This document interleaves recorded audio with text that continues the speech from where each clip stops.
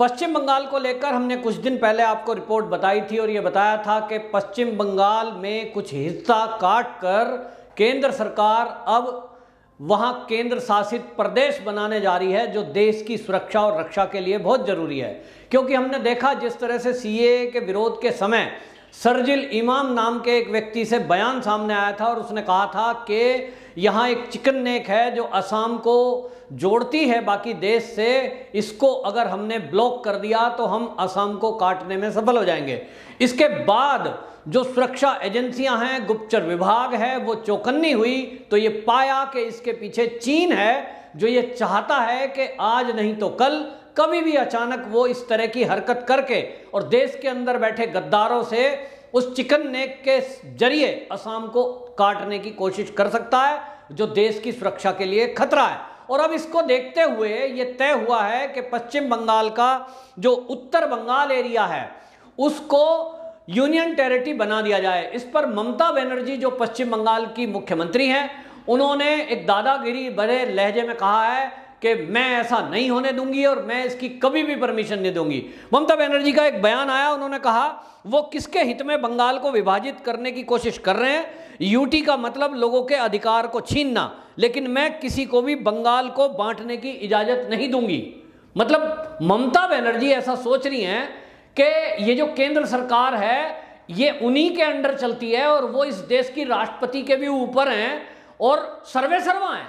मतलब इस तरह की बयानबाजी, इस तरह की भाषा एक मुख्यमंत्री की कि मैं इजाजत नहीं दूंगी। कौन होता है भाई? एक मुख्यमंत्री केवल एक पद पे बैठा हुआ व्यक्ति है जिसको जनता की वोटों के कारण चुना गया है। और पश्चिम बंगाल के जिस तरह के नतीजे आए उससे तो साफ अब लग रहा है, जिस तरह के लोग पकड़े जा रहे हैं, रोहिंग्यास पकड़े जा रहे हैं। उत्तर प्रदेश एटीएस ने अभी रोहिंग्या को पकड़ा है, उन्होंने बताया कि बूथ कैप्चर का ठेका दिया गया पश्चिम बंगाल में, फर्जी वोट डालने का ठेका दिया गया पश्चिम बंगाल में, रोहिंग्या और बांग्लादेशियों की फर्जी वोट बनाई गई पश्चिम बंगाल में और उसके कारण से ममता बनर्जी जीत गई। मैं चलो ये नहीं कह रहा हूं कि ममता बनर्जी जीत के आई तो उसकी कोई जांच, वो अलग मुद्दा है, लेकिन बहरहाल देश की रक्षा और देश की सुरक्षा को देखते हुए यदि इस देश की हमारी गुप्तचर विभाग और सुरक्षा एजेंसियां केंद्र को एक सलाह दे रही हैं कि आप ये देखिए कि हमारे देश में जो घुसपैठ हो रही है इस समय, ज्यादातर घुसपैठ वो जो हो रही है बांग्लादेश से हो रही है और बांग्लादेश से जो भारत में एंट्री अभी तक की संख्या है वो लगभग 4 करोड़ के पार जा चुकी है, जो बहुत भयंकर है। और जितने भी रोहिंग्या इस रास्ते से आए हैं वो जिस भी राज्य में गए हैं वहां दंगा, बलात्कार, लूट, चोरी, छुटपुट हिंसाएं, ये सब करने में वो माहिर हैं और सभी में इन्वॉल्व नजर आते हैं। और इसलिए ये देश की सुरक्षा के लिए बड़ा खतरा है। और दिल्ली दंगे में हमने पिछले दिनों देखा कि किस तरह से उन्होंने आईबी के एक ऑफिसर को, अंकित शर्मा को मारा। ये मारना केवल मृत्यु के लिए नहीं था, लेकिन उनकी देश के सुरक्षा बलों के प्रति जो नफरत है अंदर, ये उनको सिखाया गया है, ये आतंकी घटना जैसा है। और इसलिए केंद्र सरकार ने ये तय किया है कि अब पश्चिम बंगाल के 7 जिलों को मिलाकर एक यूनियन टेरिटरी बना दी जाए, जिससे नेपाल के रास्ते जो घुसपैठ होती है और बांग्लादेश से जो घुसपैठ होती है उसको रोका जा सके। क्योंकि आप देखिए जो बांग्लादेश से घुसपैठ होती है वो ऐसे 7 जिलों में, कुछ जिले हैं जहां से नदी बीच में है और बस दूसरी तरफ बांग्लादेश है, कहीं कहीं तो खेत हैं बीच में, दूसरी तरफ बांग्लादेश है। ये सीमा जो है वहां बाढ़ की रोकने की कोई उतनी व्यवस्था नहीं हो पाती क्योंकि वहां का भौगोलिक परिस्थिति कुछ इस तरह की है। दूसरी तरफ नेपाल है जहां से ड्रग की सप्लाई होती है जो पाकिस्तान भेजता है और चीन भी भेजता है और हथियारों की तस्करी भी उधर से होती है।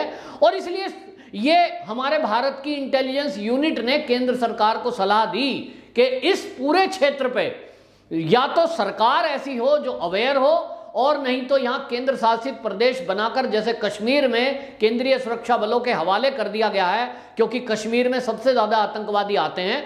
अभी हमें जो बांग्लादेशी घुसपैठी नजर आ रहे हैं, जो कुछ लोग मानवता की दुहाई देकर उनको रोटी, कपड़ा और मकान देने की वकालत करते हैं, प्रशांत भूषण जैसे वकील कोर्ट में एप्लीकेशन सुप्रीम कोर्ट में लगाते हैं कि साहब वो तो भूखे हैं, बच्चे हैं, बेरोजगार हैं, उन पर दया की जाए।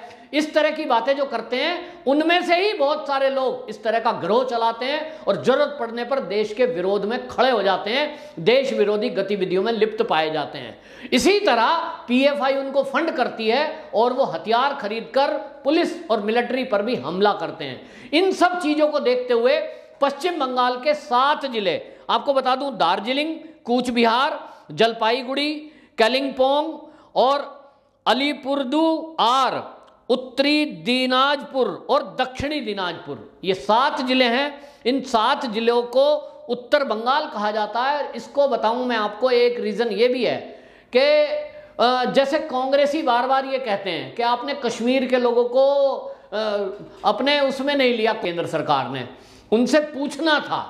देश की सुरक्षा के जुड़े हुए मुद्दे में केंद्र सरकार, राष्ट्रपति जी को ये पूरी पावर है, संविधान ने वो ताकत दी है कि जहां देश से जुड़ा हुआ मुद्दा हो, देश की रक्षा का, वहां किसी से राय मशवरा नहीं होता है, वोटिंग नहीं होती है, वहां फैसले लिए जाते हैं। क्या लद्दाख में सेना को वहां चीन के सामने भिड़ने लगाना है, वहां लद्दाख की पब्लिक से पूछने के लिए पहले वोटिंग करी जाएगी, या सीधा सीधा सेना को उतार दिया जाएगा कि आप दुश्मन के दांत खट्टे करने के लिए उसको मुंह तोड़ जवाब दें? तो मैं पूछना चाहता हूं, ये जो कांग्रेसी लोग फालतू की बातें करते हैं, ये जो पीडीपी वाले और ये जो टीएमसी की ममता बनर्जी बातें कर रही है, ये केंद्र की सुरक्षा को देखकर लिया गया फैसला है। हालांकि अभी लिया नहीं है, इस पर विचार होगा। और इसी विचार के लिए आपको बताऊं, ममता बनर्जी जो दादागिरी वाली भाषा बोल रही हैं कि मैं इसकी इजाजत नहीं दूंगी, तो वो मैं जो है रावण वाला अहंकार वो रहेगा तब ना, हमारे कानून में है। कांग्रेसी कहते हैं कश्मीर में जो धारा 370 हटाई, उसमें जो है सत्ताधारी पार्टियों से कॉन्फिडेंस में नहीं लिया गया। अरे भैया, आपसे अगर पूछा जाता, मुख्यमंत्री होता कोई ना कोई, वो परमिशन देता ही नहीं, क्योंकि इन लोगों को देश की सुरक्षा से लेना देना है नहीं। चाहे वो महबूबा मुफ्ती हो, चाहे वो फारूक अब्दुल्ला हो, चाहे वो ममता बनर्जी हो, उनको केवल अपनी राजनीतिक रोटियां सेकनी है, सत्ता चाहिए उनको। सत्ता की जो शासन है, जो देश है, इसकी रक्षा सुरक्षा से कोई लेना देना नहीं है। और इसलिए इनसे रायशुमारी कराने के बजाय केंद्र सरकार को फैसला लेना था। और इसलिए क्या किया, पहले राष्ट्रपति शासन लगा दिया, उसके बाद इनको जेल में डाल दिया, और फिर जो करना था सरकार ने किया। आज सेना के हवाले कश्मीर है तो वहां शांति बहाल है। ठीक यही पैटर्न पश्चिम बंगाल में किया जाएगा। ममता बनर्जी जो कह रही हैं मैं परमिशन नहीं दूंगी, वो देने लायक बचेंगी तब ना। वो दीदी को सबसे पहले दादागिरी दूर की जाएगी और यहां राष्ट्रपति शासन लगाया जाएगा।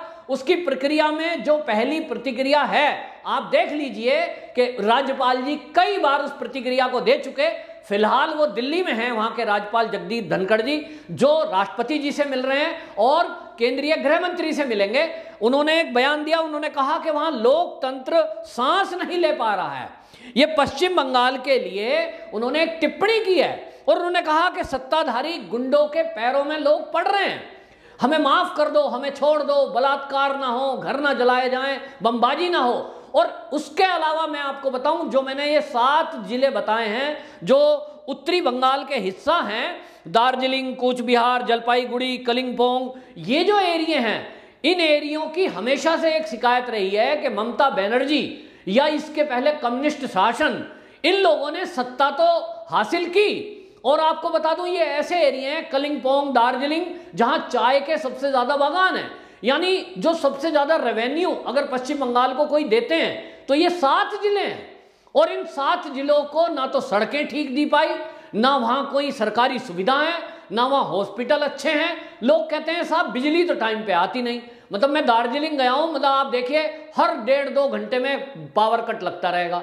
तो वहां से पर्यटन का सबसे ज्यादा क्षेत्र है और पर्यटन को इससे नुकसान होता है कि वहां सड़कें नहीं है, आने जाने का साधन नहीं है।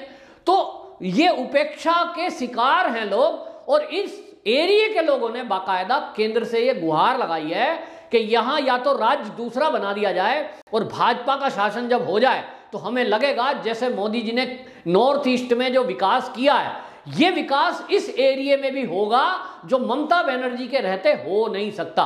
क्योंकि 70 साल में कम्युनिस्टों की शासन रही, कांग्रेस के मिलकर वहां सरकार चली, किसी ने इस क्षेत्र के विकास के लिए काम नहीं किया।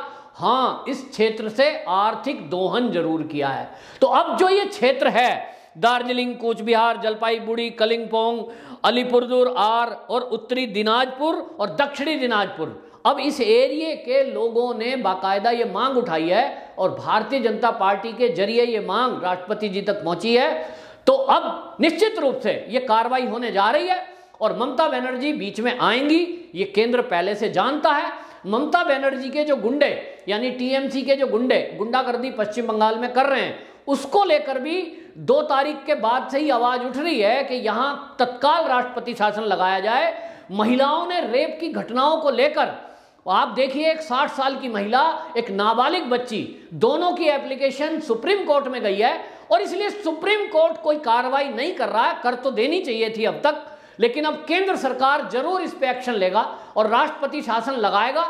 जो नेता भी देश के विरुद्ध बोलेगा, इस केंद्र की कार्रवाई के विरुद्ध बोलने की कोशिश करेगा, देश की सुरक्षा में बीच में आएगा, निश्चित रूप से वो जेल का हकदार होगा। क्योंकि राष्ट्र के विरोध में बोलना, देश की सुरक्षा से खिलवाड़ करना, ये राष्ट्रद्रोह की श्रेणी में आता है। अभी तक ममता बनर्जी जेल जाने से बच सकती है अगर शांतिपूर्वक तरीके से वो इस बंटवारे को होने दे, लेकिन जैसी ममता बनर्जी की आदत है वो अड़ेंगी, वो गाली भी देंगी, वो केंद्रीय सुरक्षा बलों का विरोध भी करेंगी। जैसे उन्होंने सीबीआई का घेराव किया तो निश्चित रूप से फिर वो रासुका की धारा में जेल में विराम करेंगी और जैसे कश्मीर में किया लागू उस तरह से फिर करेंगे। क्योंकि केंद्र को, मोदी सरकार को देश की सुरक्षा में बीच में आड़े आने वाली किसी भी दीवार को गिराना आता है। निश्चित रूप से राष्ट्रपति शासन इस बात के लिए और हिंसा को रोकने के लिए पश्चिम बंगाल में लगने जा रहा है। वंदे मातरम।